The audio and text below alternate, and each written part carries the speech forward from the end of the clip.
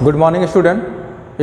In the last lecture we have discussed about the cash flow statement, in which we able to learn about the meaning of cash flow. Cash flow statement is a statement which is prepared to ascertain the cash inflow and outflow. Along with this, we also will able to learn the objective and classification of the cash flow, as we have discussed that cash flow statement will be classified in three categories, which is the operating activity, investing activity and financing activity.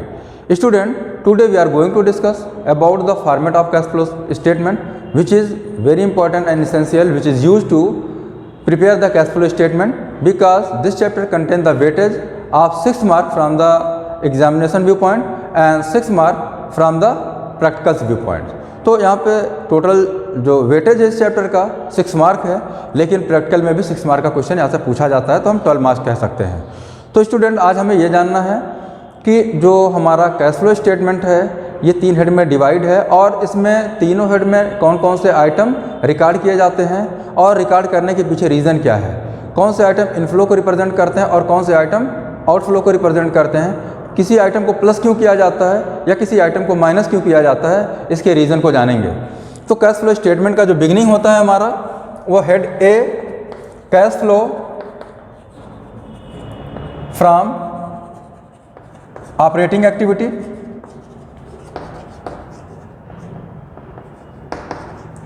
अब operating activity में हम सबसे पहले यहाँ पे starting करते हैं net profit before tax. Net profit before tax, net profit before tax हमको बैलेंस शीट के हेड रिजर्व एंड सरप्लस से पता चलता है। आपको जब कैश फ्लो स्टेटमेंट सॉल्व करना होगा, आपको जो क्वेश्चन मिलेगा उसमें एक बैलेंस शीट दिया होगा। बैलेंस शीट में आप शेयर होल्डर्स फंड में जाएंगे, वहाँ पे आपको रिजर्व एंड सरप्लस मिलेगा। उस रिजर्व एंड सरप्लस से related explanation notes of account में मिलेगा, वहाँ से आप इंफॉर्मेशन को कलेक्ट करेंगे। वर्किंग नोट आप देंगे, कैलकुलेशन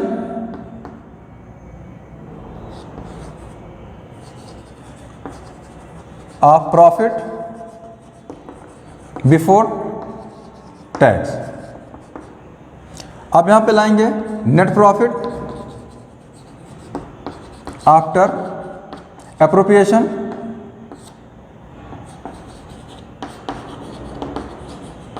यहां पे सेंस ये है कि आप दो बैलेंस शीट डेट के बीच डिफरेंस फाइंड आउट कर लेंगे। मतलब 2007, सपोज कीजिए कि हमारा ईयर 2017 एंड 2018 है, तो 2017 का जो रिजर्व सरप्लस दिया हुआ है और 2018 का जो रिजर्व सरप्लस दिया हुआ है, या फिर इंसर्ट हम ये कह सकते हैं कि statement of profit and loss of 2017 और 2018 को हम कंसीडर करके डिफरेंस फाइंड आउट कर लेंगे, उससे हमें प्रॉफिट या लॉस मिल जाएगा, उसको हम यहाँ पे लाएंगे। इसके बाद जो अप्रोप्रिएशन हमने आउट ऑफ प्रॉफिट किया, मतलब प्रॉफिट से ही जो प्रपोर्शन ऑफ प्रॉफिट हमने reserve, propose dividend, interim dividend में ट्रांसफ़र किया, उसको हम प्लस कर लेंगे, क्योंकि ये पार्ट है हमारे प्रॉफिट का। तो हम जब भी जनरल रिजर्व में ट्रांसफ़र करते हैं, प्रॉफिट हमारा रिड्यूस होता है, क्योंकि ये हमारे ऑपरेटिंग प्रॉफिट का पार्ट है, इसलिए general reserve add interim dividend, interim dividend which is paid before the annual general meeting. Generally जो डिविडेंड का डिसीजन होता है, बोर्ड डायरेक्टर की एनुअल जनरल मीटिंग होती है, उसमें डिसाइड किया जाता है। तो उस मीटिंग के बाद जो डिविडेंड डिक्लेयर किया जाता है वो डिविडेंड होता है, या डिविडेंड पेमेंट किया जाता है, उसको हम डिविडेंड कंसीडर करते हैं। बट बिफोर अगर पेमेंट किया गया तो इंटरिम डिविडेंड होता है। एड डिविडेंड पेड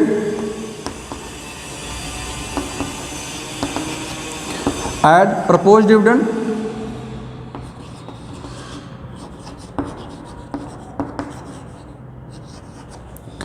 इसके साथ ऐड होता है टैक्स, क्योंकि आपके प्रॉफिट को ये भी रिड्यूस करता है। तो इन सारे आइटम्स को ऐड करने के बाद आप माइनस करेंगे रिफंड ऑफ टैक्स, क्योंकि refund of tax previous year का इनकम होता है, करंट ईयर का इनकम नहीं होता है, इसीलिए हम यहाँ पे इसको कंसीडर नहीं करते।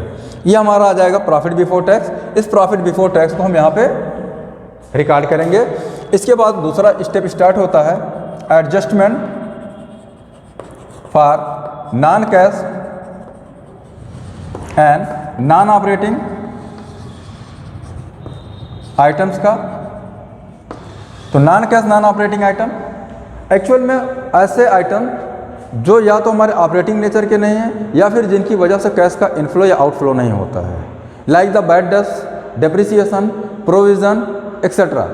All these item will be taken into the consideration while preparing the statement of profit and loss, but they do not affect the cash inflow or outflow, so that all the items which are debited into the profit and loss will be added here, and all the income which are credited into the PL account will be deducted from here।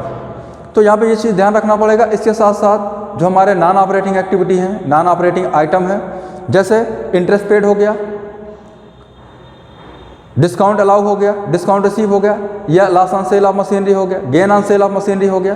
तो ये सारे part हमारे operating activity के नहीं हैं। Interest हम payment करते हैं फाइनेंसिंग एक्टिविटी में, हमने बारोइंग की, वहाँ पे इंटरेस्ट हमने पेमेंट किया। इंटरेस्ट हम रिसीव करते हैं अपने इन्वेस्टिंग एक्टिविटी पर, हमने किसी सिक्योरिटी में फंड का डिप्लॉयमेंट किया है, इन्वेस्टमेंट किया है, तो उस पर हमें इंटरेस्ट या डिविडेंड मिलता है, तो ये पार्ट हो जाता है इन्वेस्टिंग का।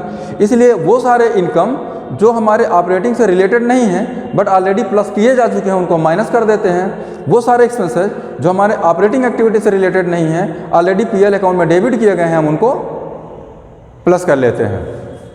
तो इसी स्टेप में जो एडिशन होगा, ऐड करेंगे आप depreciation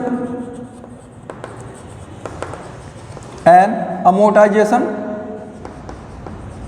amortisation of goodwill, patent, copyright, अगर इंटेंजिबल वैल्यू असेट्स की वैल्यू में कमी होती है तो। इसके साथ साथ आपका यहाँ पे आ जाएगा preliminary expenses, preliminary expenses, discount, return of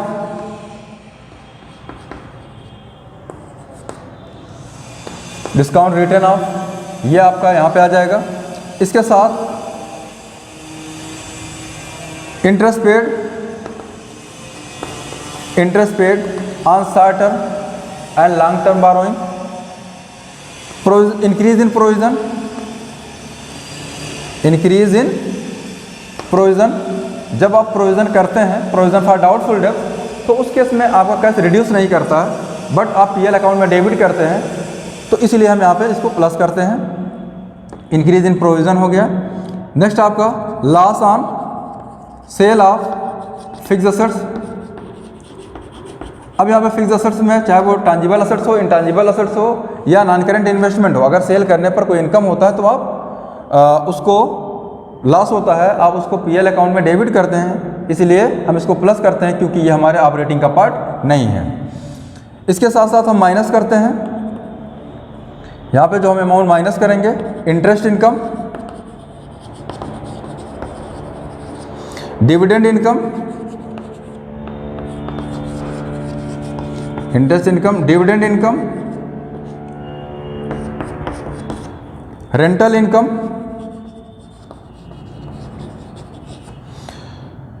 इसके साथ decrease in provision.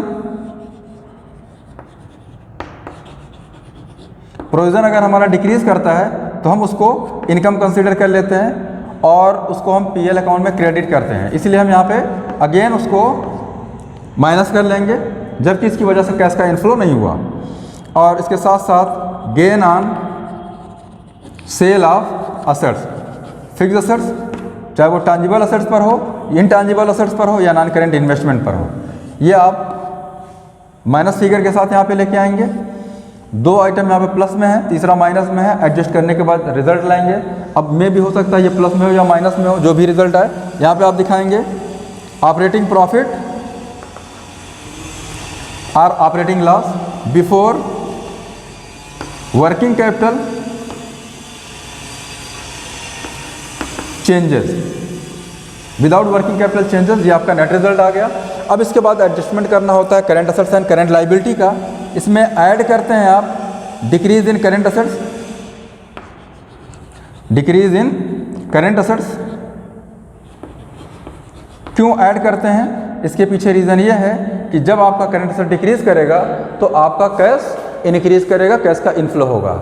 Like the debtors, bills receivable, inventory. अगर ये डिक्रीज कर रहे हैं इसका मतलब सेल हो रहा है और सेल के अगेंस्ट कलेक्शन किया जा रहा है। Same increase in current liability.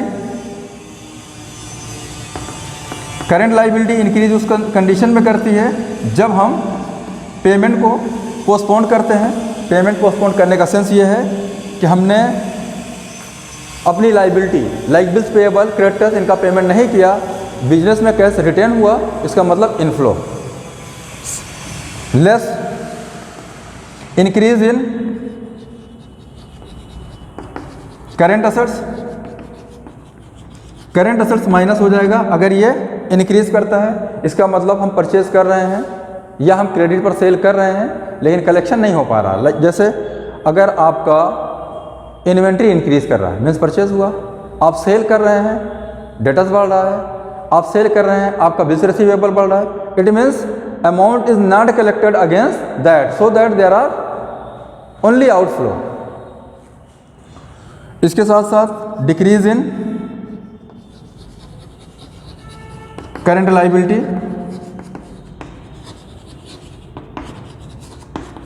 Decrease in current liability, finally balance करके आप यहां पे लाएंगे। डिक्रीज इन करंट लाइबिलिटी का सेंस बिल्स पेएबल, क्रेडिटर्स, ये आपके डिक्रीज उस कंडीशन में होंगे या आउटस्टैंडिंग एक्सपेंसेस सपोज कीजिए, ये डिक्रीज कब करेंगे जब हम पेमेंट करेंगे, कैश का आउटफ्लो होगा, इसलिए हमने यहाँ पे माइनस फिगर के साथ प्रेजेंट किया। ये जो आपका नेट रिजल्ट आएगा प्लस माइनस दोनों में हो सकता है। अगर प्लस में आया तो cash flow from operating activity before tax होगा। अब इसमें से माइनस करना है लेस टैक्स। जब आप टैक्स माइनस कर लेंगे, टैक्स माइनस करने के बाद जो फाइनल रिजल्ट है वो दोनों कॉलम में दिखाया जाएगा। ये होगा आपका cash flow are use from operating activity. Operating activity, operating activity मिल जाने के बाद आप अगले हेड पर जाएंगे इन्वेस्टिंग, और इसके बाद आप जाएंगे फाइनेंसिंग पर। अब इसी स्टेप में हम हेड बी पर आएंगे, cash flow from investing activity. अब इन्वेस्टिंग एक्टिविटी में क्या क्या चीज़ें आएंगी, हमारे जितने भी एसेट्स होंगे, सिक्योरिटी में इन्वेस्टमेंट होगा, वो सारी चीज़ें यहाँ पे आ जाएंगे। तो आप यहाँ पे दिखाएंगे purchase of fixed assets, purchase करेंगे आउटफ्लो होगा कैश का। Purchase of non current investment,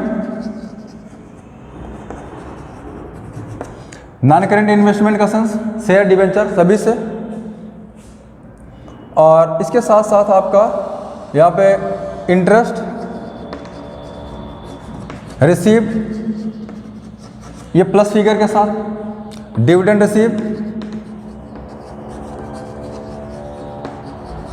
plus figure के साथ इनफ्लो होगा। Proceeds from sale of fixed assets, tangible and intangible plus figure के साथ। Proceeds from sale of non current investment, आप investment को सेल करेंगे, अगेन कैश का इनफ्लो होगा, तो ये प्लस फिगर के साथ दिखाएंगे। फाइनली जो बैलेंस आए वो दोनों कॉलम में दिखाएंगे।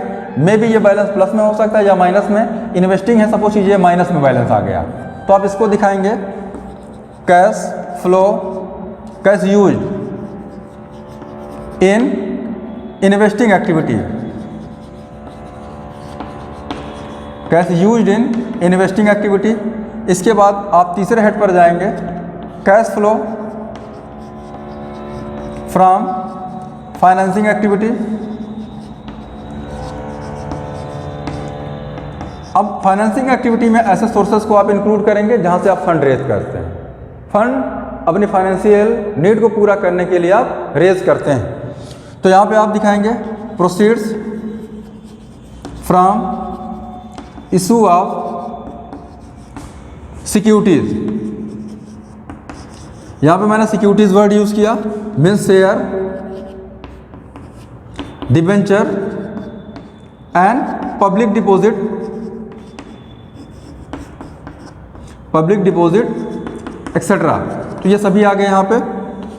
Proceeds from long term burrowing,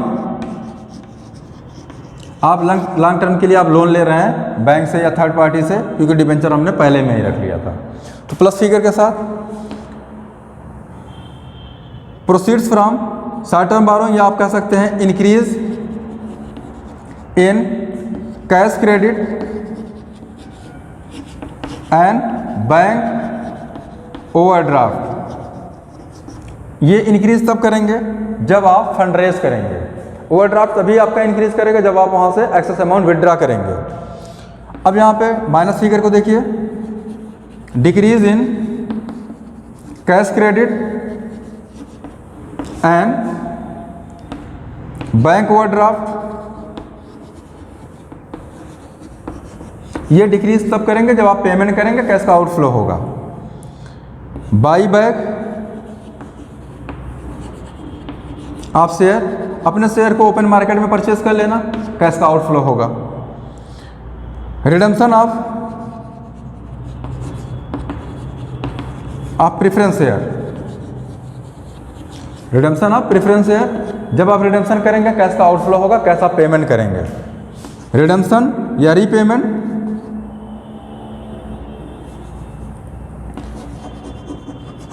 of debenture, आप डिबेंचर के अगेंस्ट जब आप पेमेंट करेंगे कैश आउटफ्लो होगा, माइनस फिगर के साथ रिप्रेजेंट करेंगे। Repayment of long term loan, आप लोन का रीपेमेंट करेंगे, आउटफ्लो होगा। इसके साथ साथ जो आपने शेयर या डिबेंचर इशू किया उस पर आपको रेगुलर इंटरेस्ट पेमेंट करना होगा या फिर डिविडेंड पेमेंट करना होगा, इस केस में भी आउटफ्लो होगा। तो interest paid, dividend paid, dividend paid, तो ये दोनों निगेटिव फिगर के साथ प्रेजेंट किए जाएंगे। फाइनली जो बैलेंस आपका आएगा आप दोनों कॉलम में दिखा लेंगे। ये हो जाएगा आपका cash flow from financing activity, financing activity. ये भी प्लस या माइनस हो सकता है। प्लस फिगर के साथ आया तो कैश फ्लो, अगर माइनस फिगर के साथ आया तो कैश यूज्ड। और फाइनली जो बैलेंस होता है आपका तीनों हेड से, इसको आप प्लस करेंगे तो नेट चेंजेस आपको मिल जाएंगे कैश फ्लो में, यानी कैश का इनफ्लो या आउटफ्लो कितना हो रहा है, नेट अमाउंट क्या है, उसके बारे में आपको इन्फॉर्मेशन हो जाएगी। तो यहाँ पे आप दिखाएंगे net changes in cash and cash equivalent. ये इक्वल हो जाता है A plus B plus C. यहाँ पे A plus B plus C का sense A operating, B investing, C financing. तीनों हेड से जो नेट रिजल्ट आया उसको आपने दिखा लिया। अब कैश एंड कैश इक्विवेलेंट का सेंस क्या है? कैश एंड कैश इक्विवेलेंट का sense all those thing which are already in the form of cash are quickly converted into the cash, like the cash, bank balance, marketable securities, cheque, draft. ये सारी चीज़ें कहाँ पे आ जाती हैं? Cash and cash equivalent में। इनको यहाँ पे नहीं रिकॉर्ड किया जाता बल्कि कैश एंड कैश इक्विवेलेंट में रिकॉर्ड किया जाता है। अब इसमें आप ऐड करेंगे कैश एंड कैश इक्विवेलेंट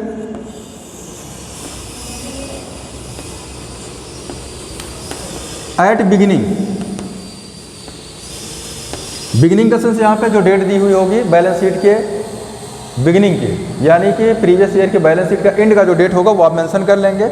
जब आप इसको ऐड करेंगे तो फाइनल रिजल्ट जो आपका आएगा यही आपका कैश एंड कैश इक्विवेलेंट,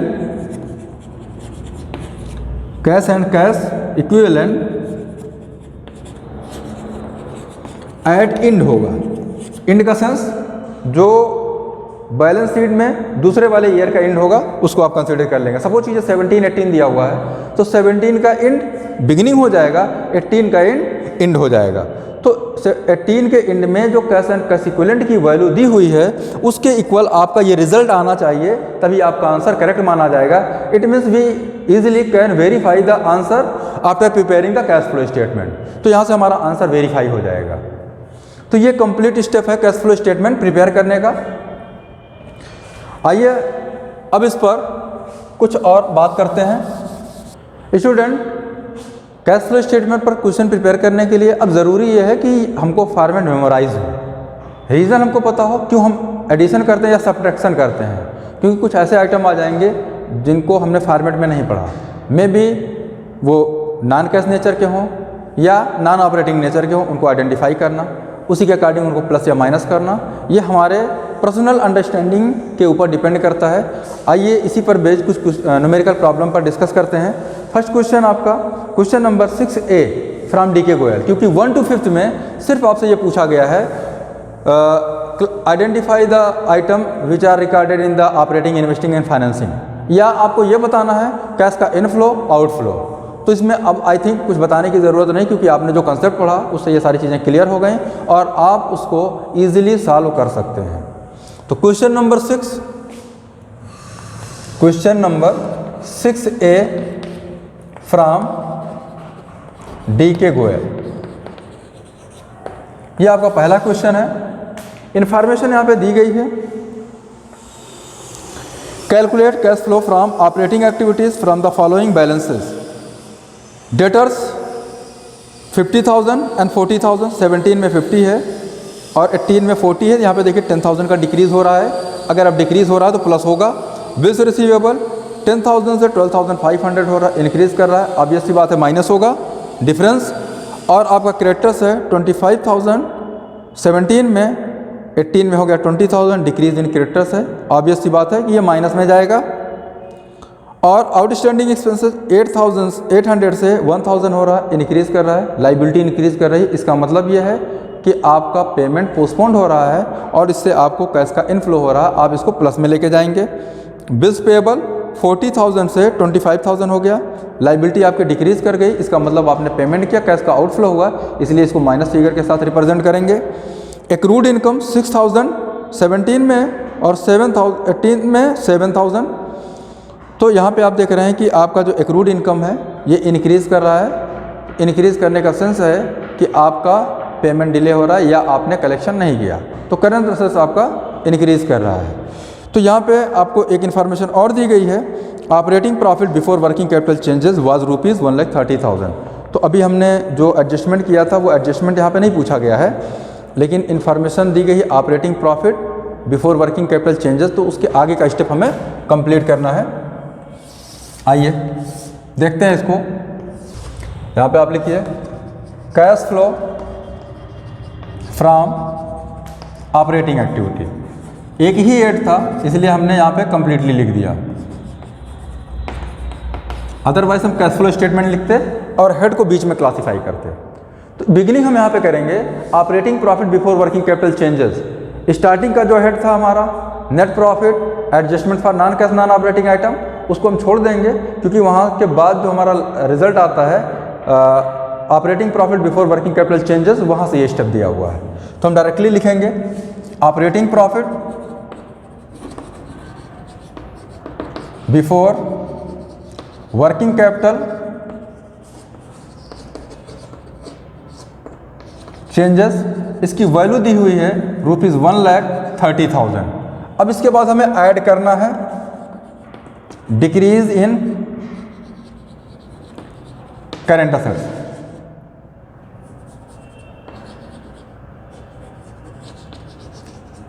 आइए देखते हैं हमारा कौन कौन सा करंट असेट डिक्रीज कर रहा है जिसकी वजह से इनफ्लो हो रहा है। तो करंट असेट्स डिक्रीज करने में आपका डेटर्स है, डेटर्स की वैल्यू पहले दी हुई थी 50,000, अभी हो गया 40,000 18 में, इसका मतलब डेटर्स आपका डिक्रीज कर गया डेटर्स, और इसकी वैल्यू हो गई 10,000। हमने इनसाइड ही रखा हुआ है। एडजस्टमेंट आप कॉलम में भी कर सकते हैं, यहाँ पे भी कर सकते हैं, तो हम यहाँ पे कर रहे हैं। इसके बाद दूसरा स्टेप आपका इसमें दिया हुआ है इंक्रीज इन करेंट लाइबिलिटी, जिसको हमने अभी बताया था आपको, इंक्रीज इन करंट लाइबिलिटी। अब देखते हैं करंट लाइबिलिटी में कौन कौन सी लाइबिलिटी इंक्रीज कर रही हैं। तो करंट लाइबिलिटी में आपका आउटस्टैंडिंग एक्सपेंस इंक्रीज कर रहा है, आउटस्टैंडिंग एक्सपेंस 800 से 1,000 हो गया। आउटस्टैंडिंग एक्सपेंस ये आपका 200 इंक्रीज कर गया, नेट रिजल्ट हो गया 10,200, हमने फाइनली अमाउंट के कॉलम में रख दिया। अब इसके बाद माइनस जिन आइटम को करना है उनको हम कंसीडर करेंगे। लेस, यहाँ पे भी आप ऐड दिखा लीजिए, less increase in current assets. कौन कौन से करेंट असेट्स हमारे इंक्रीज कर रहे हैं एज पर क्वेश्चन देखिए। तो करेंट असेट्स इंक्रीज करने में हमारा बिल्स रिसीवेबल है और एक्रूड इनकम है। बिल्स रिसीवेबल की जो वैल्यू थी हमारे वो थी 10,000, अभी हो गया 12,500, तो 2,500 हमारा बिल्स रिसीवेबल इंक्रीज कर गया। इसका मतलब 2,500 का कलेक्शन हमने नहीं किया और सेल हमने किया, तो हमारा इन्वेंट्री के टर्म में जो हमने परचेज करने पर खर्च किया था वो आउटफ्लो हो गया। 2,500 एक्रूड इनकम, एक्रूड इनकम इसमें देख लीजिए अमाउंट कितना है। एक्रूड इनकम हमारा था 6,000, अभी हो गया ये 7,000, तो 1,000 ये इंक्रीज कर गया, ये नेगेटिव फिगर हो गया। लेस हो जाएगा decrease in current liability,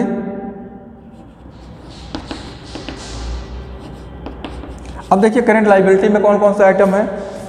current liability में आपका क्रेडिटर्स और बिल्स पेएबल क्वेश्चन के अकॉर्डिंग दिया हुआ है। क्रेडिटर्स पहले 25 था, अब 20 हो गया, 5,000 क्रेडिटर्स आपका डिक्रीज कर गया, और बिल्स पेएबल आपका 40 था, 25,000 हो गया, 15,000 आपका बिल्स पेएबल डिक्रीज कर गया। तो क्रेडिटर्स 5,000, बिल्स पेएबल 15,000, ये 5,000 और ये 15,000, टोटल जो चेंजिंग हुई 21 टू 23,500, 23,500 आप यहाँ पे लेके आएंगे। माइनस फिगर है क्योंकि आउटफ्लो को ये रिप्रेजेंट कर रहा है। आप फाइनली इसको बैलेंस करेंगे, ये हो जाएगा 1,40,200, इसमें से माइनस हो जाएगा 23,500। माइनस करने के बाद आपके पास जो रिजल्ट बचेगा 1,16,700, यही आप यहाँ पे भी दिखाएंगे क्योंकि फिगर आपका प्लस में आया, इसलिए आप दिखाएंगे cash flow from operating activities. I think ये क्वेश्चन क्लियर हो गया होगा। आइए एक और क्वेश्चन इस पे देखते हैं, सेम टॉपिक पर बेस्ड। फॉर्मेट आपका एज इट इज़ रहेगा, फॉर्मेट में कोई चेंजिंग नहीं होनी है। आप सेम लिखेंगे cash flow from operating activity. अभी हम जिस क्वेश्चन को कंसीडर करने जा रहे हैं वो क्वेश्चन है आपका क्वेश्चन नंबर 8, जिसमें एडजस्टमेंट दिया हुआ है। तो एडजस्टमेंट करते हुए हम देखेंगे, अभी तक हमने एडजस्टमेंट नहीं लिया था बल्कि operating profit before working capital changes से स्टार्ट किया था। अगर सारी इन्फॉर्मेशन दी गई हो तो उससे हम कैसे कैलकुलेट करेंगे। Question number 8, on March 31, 2018 Ramesh and company indicated a profit of ₹1,25,000 after considering the following. देखिए ये प्रॉफिट बिफोर टैक्स हो गया। अब इसके बाद इसमें कंसीडर करने के बाद किन चीज़ों को कंसीडर करने के बाद प्रॉफिट आया, इसमें depreciation on building, depreciation on plant and machinery and amortisation of goodwill, all this item of the nature of non-cash, so it will be added into the profit before tax. And gain on sale of machinery, ये आपका non operating income है, income from investing activity है, इसलिए ये minus हो जाएगा। इसके बाद करंट असेट्स करंट लायबिलिटी का जो ट्रीटमेंट है वो सेम होगा। तो डेप्रिसिएशन आपका है 25,000, depreciation on plant and machinery 45,000, amortisation of goodwill 20,000, gain on sale of machinery 10,000। Trade receivable 45,000 18 में और 35,000 17 में। यहाँ पे देखिए रिवर्स दिया हुआ है, 18 पहले लिखा हुआ 17 बाद में, तो इस चीज़ को भी हम यहाँ पे कंसीडर करेंगे। इसके बाद आपका इन्वेंट्री इन हैंड 17 में 75,000, 18 में 69,000। तो अगर हम यहाँ पे देख रहे हैं ये डिक्रीज कर रहा है जबकि ट्रेड रिसीवेबल आपका इंक्रीज कर रहा है। कैश इन हैंड 18,000 था, 30,000 है। कैश इन हैंड को कंसीडर नहीं करेंगे क्योंकि पार्ट है कैश एंड कैश इक्विवेलेंट का। ट्रेड पेएबल 17 में था 30,000, 18 में हो गया 32,000।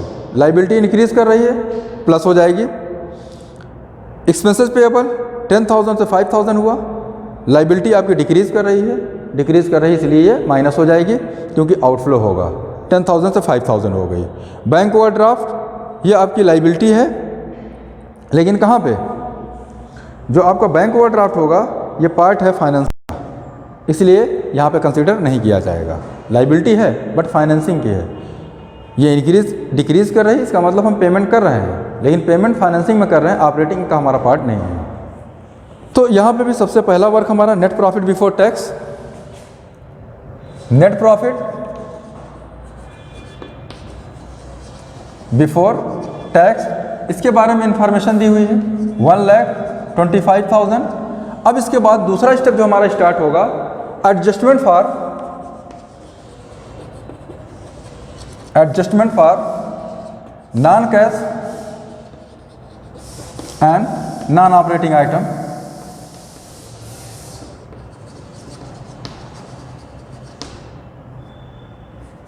नॉन ऑपरेटिंग आइटम्स, यहाँ पे देखिए ऐड हो जाएगा डेप्रिसिएशन। दो डेप्रिसिएशन यहाँ पे दिए गए हैं, depreciation on building, depreciation on plant and machinery. Depreciation on building यह है 25,000। Depreciation on plant and machinery,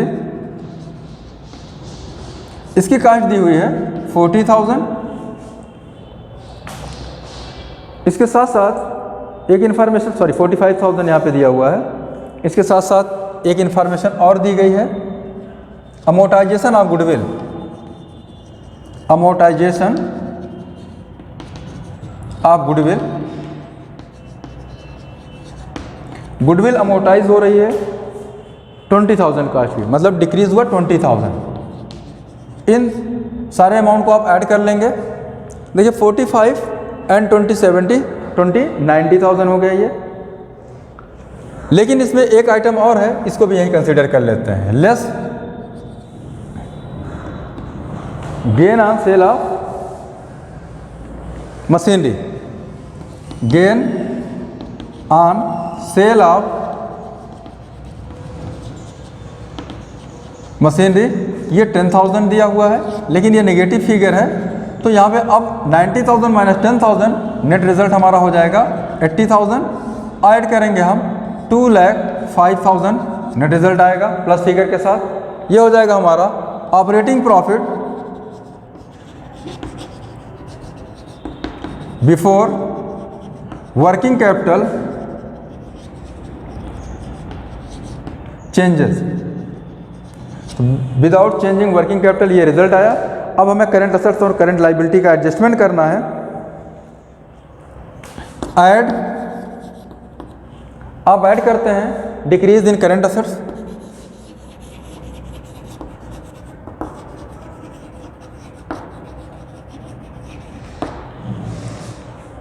देखिए करंट असेट्स में जो चेंजिंग हो रही है वो है इन्वेंट्री।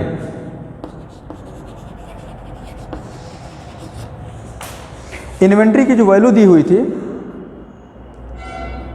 वो थी 75,000 से 69,000 हो गया, मीन्स 6,000 की चेंजिंग हुई। 6,000 ये प्लस फिगर के साथ दिखाएंगे। इसके बाद आपका इंक्रीज इन करंट लायबिलिटी। अब करंट लायबिलिटी में देख लीजिए ट्रेड पेएबल, ट्रेड पेएबल, इसमें जो चेंजिंग हो रही है, ट्रेड पेएबल की वैल्यू थी 30,000, अभी हो गया 32,000, इंक्रीज कर गया ये 2,000, तो 2,000 यहाँ पे और प्लस में आ जाएगा। ये टोटल हो गया 8,000, यहाँ पे आपने रखा। अब इसके बाद आपको जो आइटम माइनस होने हैं उनको आप कंसीडर करेंगे। इंक्रीज इन करंट असेट्स, किस करंट असेट्स की वैल्यू यहाँ पे इंक्रीज कर रही है? आपका जो करंट असेट्स है ट्रेड रिसीवेबल, इसकी वैल्यू यहाँ पे इंक्रीज कर रही है। देखिए ट्रेड रिसीवेबल की वैल्यू थी 35,000, अभी इंक्रीज करके हो गई 45,000 ट्रेड रिसीवेबल, तो इसकी वैल्यू में जो चेंजिंग हुई वो 10,000। इंक्रीज करने का सेंस है कि कलेक्शन 10,000 नहीं हुआ, कैश का आउटफ्लो कंसीडर करेंगे इसको। नेक्स्ट आपका है decrease in current liability, decrease in current liability. Current liability में देख लीजिए, एक्सपेंसेस पेएबल के बारे में इंफॉर्मेशन दी हुई थी, जो कि 10,000 से 5,000 हो रहा है, 5,000 ये डिक्रीज कर गया। टोटल ये हो गया आपका 15,000। ये आपका निगेटिव फिगर के साथ, निगेटिव फिगर के साथ आप इसको बैलेंस करेंगे तो ये हो जाएगा 2,13,000 माइनस 15,000, 1,98,000। ये आपका फाइनल रिजल्ट हो गया 1,98,000 cash flow from operating activity.